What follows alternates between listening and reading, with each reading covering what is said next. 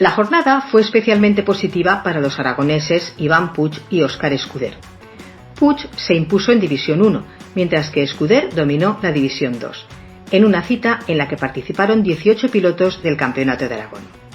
Ambos lograron vencer en todas las sesiones, incluyendo los entrenamientos oficiales, clasificatorias y finales. Aunque para Puig no fue nada fácil, su división contaba con 15 rivales de alto nivel.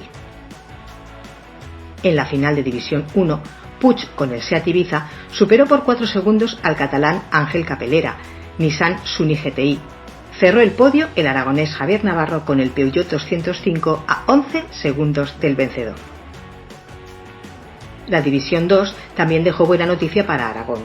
Óscar Escuder, con el Renault 5 Proto, se impuso en una categoría con menor participación, donde solo 3 pilotos llegaron a la final. Segundo fue el catalán David Tarín, con el Seat Ibiza GT, a 5 segundos, y tercero el aragonés Javier Martínez con el Opel Tigra Proto. En la categoría Junior Car Cross, el triunfo fue para el catalán Uriol Cabeza con el Speed Car Wonder, quien aventajó en 5 segundos al manchego Javier Mimbrera con el Dakar FIA MT-07, primer clasificado del Campeonato de Aragón.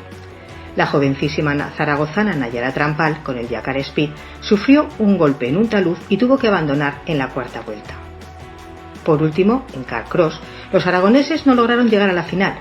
Óscar Ponz, con el King Car, se quedó a las puertas con un 16º puesto, mientras que José Ignacio Casino, con el Semoc Bravo, no pudo participar en las sesiones clasificatorias debido a problemas mecánicos. Próxima cita de este certamen, el 19 de abril, en Splus, Huesca.